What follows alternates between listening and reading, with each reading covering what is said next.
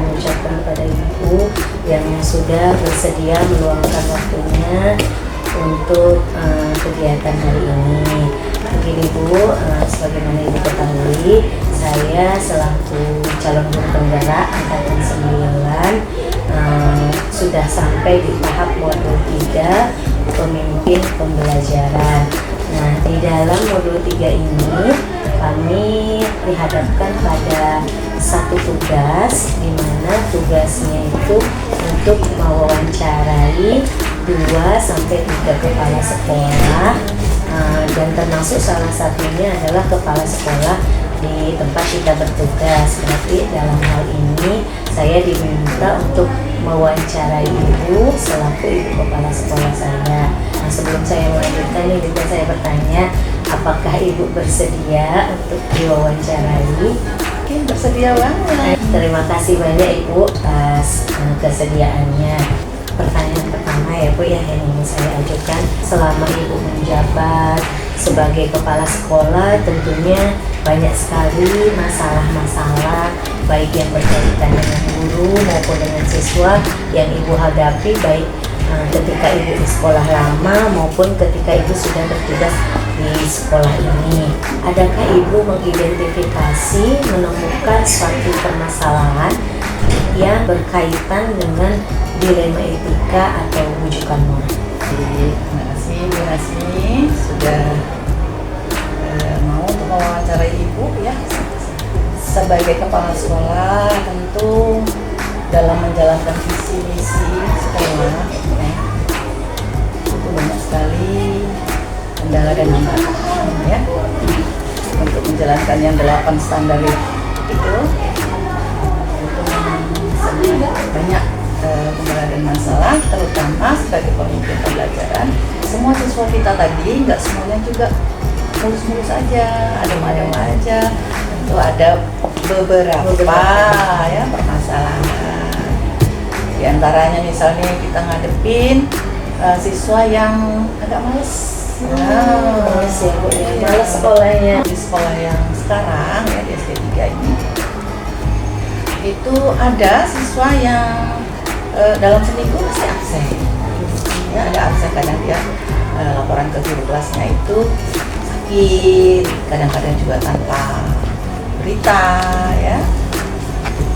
Nah, itu terakumulasi kadang-kadang sampai 1 semester itu jumlah kehadirannya tuh banyak banget ya. Masalah yang selalu kita hadapi sebagai guru, dan gurunya tuh merasa resah sampai dilaporkan. Berarti pada intinya yang mengalami dilema etika itu mengenai permasalahan siswa ya Bu ya, yang jumlah ketidakhadirannya sudah sangat melebihi ya dari batas yang nantinya tentunya untuk dipertimbangkan ya Bu dalam hal kenaikan kelas nantinya ya. Selanjutnya Bu, untuk pertanyaan yang kedua, selama Ibu menjabat sebagai kepala sekolah, tentunya bagaimana sih cara Ibu menjalankan pengambilan keputusan bila Ibu dihadapkan satu persoalan yang sebenarnya persoalan itu memiliki 2 kepentingan, sama-sama benar, namun mengandung nilai kebajikan seperti itu. Ya, seperti tadi contohnya permasalahan yang terjadi pada siswa kita yang kehadirannya agak kurang ya, karena absennya daripada hadirnya, dan itu menimbulkan nanti masalah kemajuan belajarnya ya, sesuai dengan peraturan akademik di sekolah kita ya, kurikulum kita itu kan diterangkan di situ bahwa syarat untuk siswa itu naik ke tingkat berikutnya ya, ke jenjang berikutnya itu dia harus minimal berkelakuan yang baik. Kemudian absensinya ya, absensinya itu minimal 70% akumulatif satu semester itu satu tahun ya, tapi untuk penentuan kenaikan kelas ya itu minimal. Nah, kalau sering tidak hadir begitu, tentu kan itu jelas-jelas kurang dari target yang kita harapkan untuk syarat kenaikan kelas. Nah, bagaimana menanganinya? Kita tetap berkoordinasi dengan guru kelasnya, ya. Kemudian kita coba mencari solusi, caranya kita panggil orang tuanya dan anaknya, lebih ke pendekatan personal yang Ibu lakukan, ya. Kita bicara dari hati ke hati seperti itu, ya, pendekatan emosional. Kebetulan waktu itu siswa kita tuh perempuan, jadi Ibu pada saat menangani masalah itu tidak sebagai kepala, tapi layaknya sebagai temennya dia gitu. Jadi kita cerita, apa sih nak yang menyebabkan kamu malas gitu ya. Nah, dia cerita lah. Jadi unek-unek di hatinya kita tanggapi, kita catat, ya. Kemudian orang tuanya juga kita berikan pemahaman supaya lebih memotivasi. Nah, kita jelaskan juga konsekuensi dari tidak kehadirannya tadi, ya, sesuai dengan peraturan akademik yang ada di sekolah kita itu jelas. Kalau secara peraturan, ya, itu tidak bisa naik kelas gitu ya. Tapi kan kita ini punya hati ya, kita punya hati dan kita pengen dia lebih maju. Ada perubahan sikap dari permasalahan yang dihadapinya, seperti itu. Jadi dengan cara ini kita lebih paham kondisi dia dan kita berikan penjelasan. Oke nak, kita buat kesepakatan. Jadi lebih ke membuat kesepakatan antara siswa yang tadi dengan orang tuanya, buat perjanjian gitu ya. Oke nak, Ibu maklumi loh kalau yang kemarin kamu nggak hadir, tapi gitu ya, dengan syarat di semester berikutnya tak boleh malas lagi. Mau nggak? Ya gitu ya. Dia kan mendengar seperti itu, dia termotivasi. Nunggu kayaknya gitu ya. Oke, kita catat ya. Catat buku pembinaan siswa.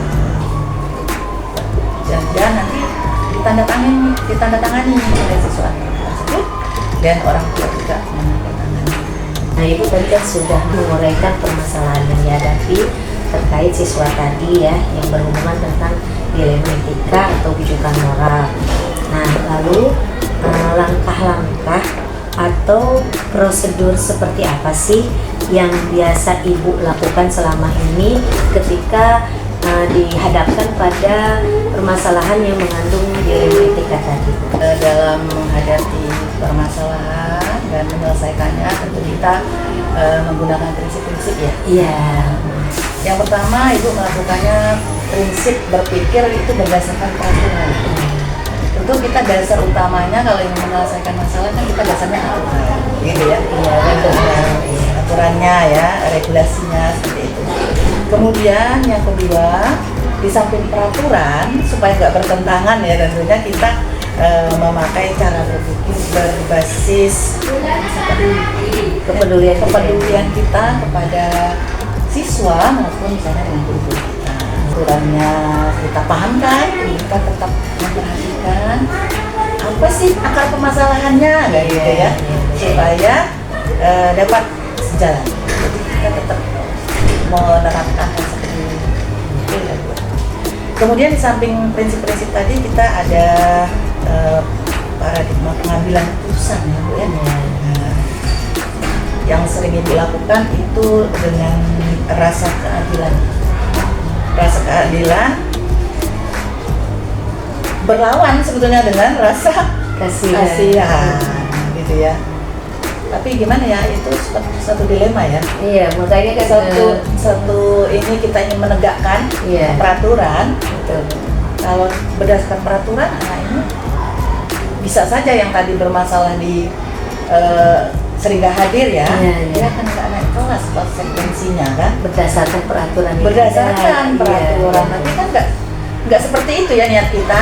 Niat kita pasti ingin menolong ya, menolong siswa kita tetap belajar ya, tetap maju dan itu merupakan salah satu tugas dari kita sebagai pelaku pendidikan, ya, sebagai pendidik, untuk mensukseskan wajib belajar, ya. Jangan sampai anak kita putus sekolah gara-gara permasalahan yang tadi. Jadi tetap kita rangkul mereka bagaimana cara menyelesaikan masalahnya supaya dia lepas dari permasalahan dan dia berubah perilakunya. Kemudian Bu Dasmi, untuk pengambilan keputusan itu, saya selaku pimpinan di sekolah ini ada menggunakan beberapa langkah. Tentu tadi yang pertama kita pahami tentang nilai-nilai. Berarti nilai-nilai yang terkait dengan peraturan, ya. Nilai peraturan tapi bertentangan. Itu tadi kalau kita bicara peraturan pasti bertentangan, tapi kita usahakan bagaimana supaya antara peraturan dan nilai tadi tidak bertentangan. Nah, seperti itu. Kemudian yang keduanya, menentukan siapa ini yang terlibat di dalam menangani permasalahan. Yang jelas yang menangani permasalahan itu kita sebagai kepala sekolah, ya. Kemudian guru yang memegang kelas siswa tersebut. Yang berikutnya, orang tua nggak akan terlepas. Kita harus saling berkoordinasi supaya sama-sama sejalan, satu pikiran, ya, antara pihak sekolah dengan orang tua, sama-sama mempersiapkan siswa kita ini supaya lebih baik dari permasalahan sebelumnya. Kemudian yang terakhir yang terlibat tentu siswa itu sendiri. Kita akan secara responsif segera untuk menangani permasalahan tersebut, kita panggil ke sekolah, ya, seperti itu. Kemudian yang jelas lagi, langkah berikutnya kita mengumpulkan fakta-fakta yang ada yang terkait dengan permasalahan siswa tersebut. Kita catat, kita punya buku pembinaan siswa, kita catat permasalahannya, kemudian kita jadwalkan, ya, kapan hari ketemunya, jam berapa, dikomunikasikan pada pihak-pihak yang terlibat tadi, ya. Kemudian tentu nanti pengujian benar atau salah di antara waktu kita bertemu orang tua, guru, siswa, dan itu sebagai pimpinan, kita komunikasikan, kita beri pemahaman mana benar, mana salah. Nanti jatuhnya nanti kita membuat perubahan seperti itu supaya permasalahan itu selesai. Gitu, Mas. Membuat keputusan, ya, membuat keputusan, kita membuat konsekuensi bersama, ya. Tidak hanya ibu yang membuat, tapi atas kesepakatan antara siswa, orang tua yang utamanya, kemudian guru sebagai pendukung, ya, untuk selalu memonitor bagaimana perkembangan perilaku siswa. Nah, monitornya guru dan orang tua kepada siswa yang bermasalah itu dinamakan tindak lanjut. Jadi kita berkelanjutan, Bu. Tidak hanya cukup sampai bertemu di kantor ini aja, gitu, ya. Tetap kita tindak lanjuti langkah terakhirnya. Seperti itu, Bu. Baik, Bu, luar biasa penjelasannya. Berarti dalam hal ini bisa saya simpulkan, dalam penanganan kasus tadi Ibu sudah menerapkan dua prinsip, yakni prinsip berbasis aturan dan rasa kasihan tentunya, ya, Bu, ya. Terus berdasarkan satu paradigma dari bagaimana ingin menegakkan rasa keadilan, tapi tentunya berlawanan dengan rasa kepedulian kita, ya, terhadap siswa tersebut, ya, Bu, ya. Dan dalam hal ini tentunya Ibu juga sudah menerapkan beberapa langkah dari 9 langkah pengambilan dan pengujian keputusan yang ada. Yang pertama tentunya tadi menentukan nilai-nilai yang saling bertentangannya, ya, Bu, ya. Yang kedua tadi tentunya Ibu menentukan siapa saja sih yang terlibat dalam permasalahan ini. Terus Ibu mengumpulkan juga, ya, fakta-fakta terkait siswa tersebut, ya, terkait permasalahannya, apa sih bukti-bukti yang relevan yang ada, ya. Terus Ibu juga melakukan pengujian benar atau salah, Dan tentunya endingnya tentunya ibu membuat suatu keputusan tadi dengan melakukan kesepakatan, tapi tentunya kesepakatan itu tidak berakhir hanya ketika penyelesaian saat itu ya Bu ya, tapi ada lagi refleksinya ya, ditindaklanjuti ke depannya dengan berkomunikasi tentunya selaku wali kelasnya ya Bu ya, untuk mengetahui perkembangan siswa tersebut apakah benar-benar ada perubahan atau tidak, khususnya terkait dari ketidakhadiran siswa tersebut. Saat ibu mengambil keputusan Bu, seperti yang tadi kan itu permasalahan tadi ya, maupun permasalahan yang selama ini ibu hadapi gitu, pernah nggak sih ibu menemukan tantangan gitu dalam mengambil keputusan? Nah, intinya tantangan yang ibu hadapi itu seperti apa? Pertama tentu dari gurunya sendiri. Tentu guru ini harus punya apa ya, rasa sabar yang tinggi gitu ya. Harus rasa sabar yang tinggi. Kalau kurang sabar akhirnya nanti kan nggak peduli. Nah itu satu tantangan ya, kesabaran tingkat tinggi yang sangat diperlukan. Kemudian tantangan berikutnya dari siswanya sendiri ya, dia ingin membangun motivasi diri itu dari yang malas ibaratnya ya, untuk berubah sikap, itu juga satu tantangan. Dari yang malas untuk dia mau rajin ya, mau rajin kan untuk berikutnya gitu ya. Kemudian orang tua juga, karena kebanyakan kan orang tua di sini kerja, membantu ekonomi keluarga, membantu suami, dia bekerja juga. Nah, karena bekerja mungkin anaknya kurang perhatian. Nah itu harus kita selalu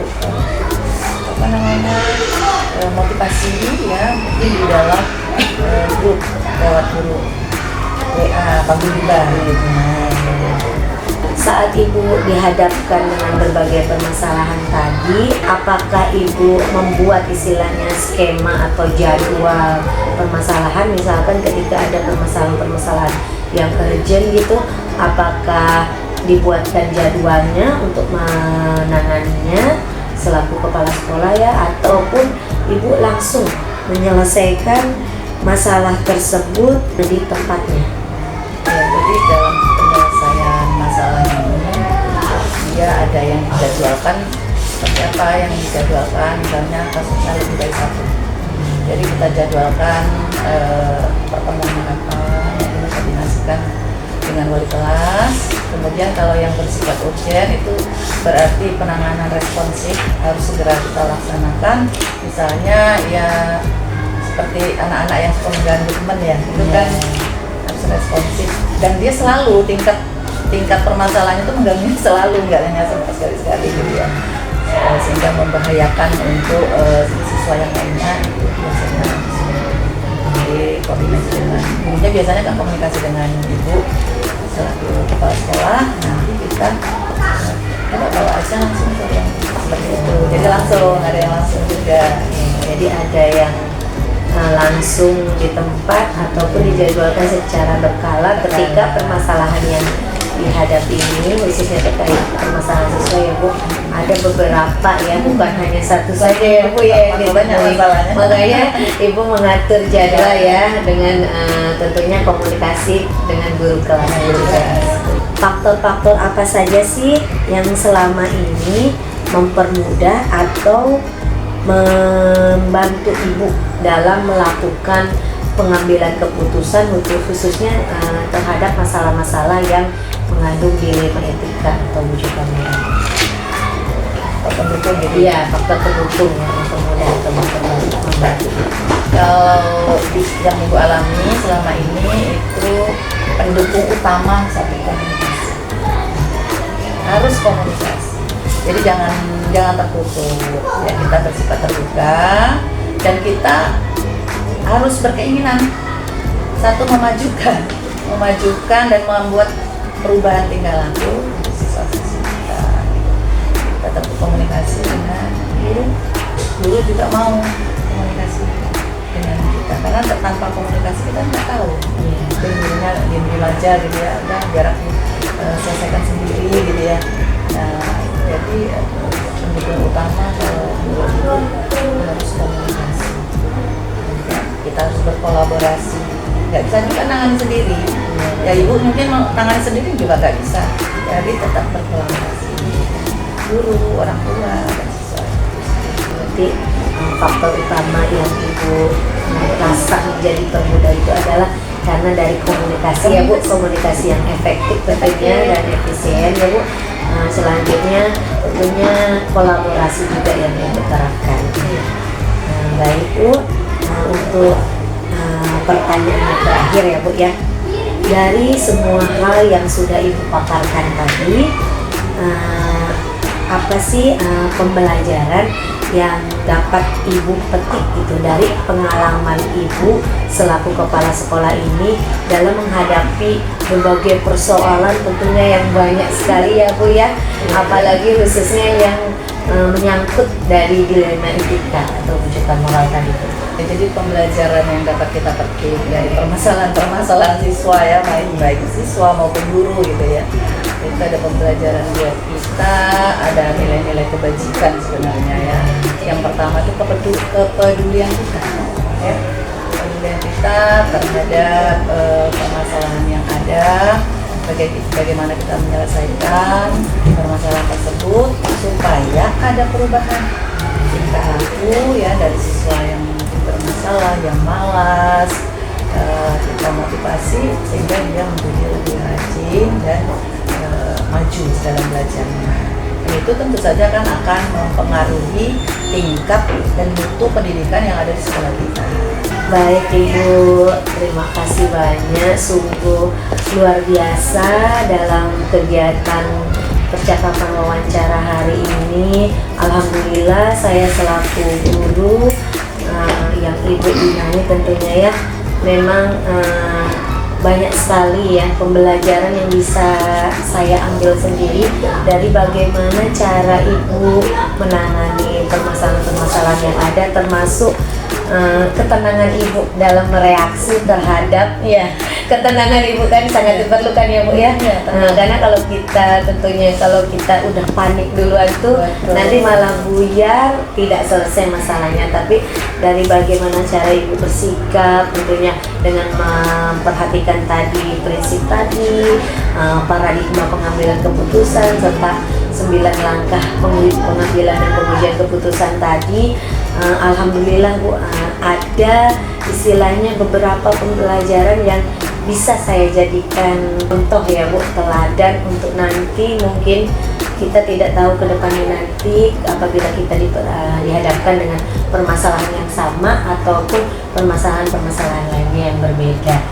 Terima kasih banyak, semoga Ibu sehat selalu, sukses selalu, dan selalu tentunya diberikan kemudahan, kelancaran dalam setiap rangkaian aktivitas yang Ibu jalani selaku kepala sekolah, baik pun di kehidupan keluarga Ibu. Terima kasih banyak ya Bu ya. Sama-sama Bu Nazmi, sukses selalu ya, luar biasa. Sukses gerak-gerak. Amin ya rabbal alamin. Terima kasih banyak.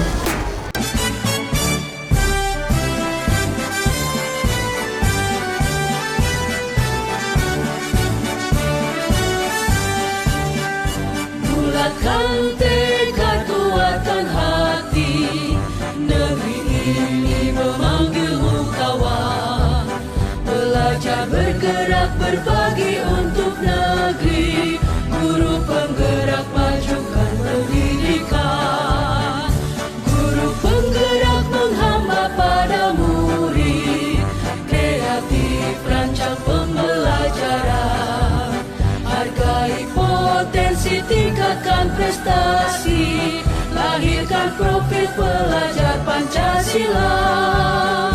Belajar bergerak berbagi untuk negeri, kita menjalin kolaborasi. Belajar bergerak berbagi untuk negeri, demi bakti pada Ibu Pertiwi.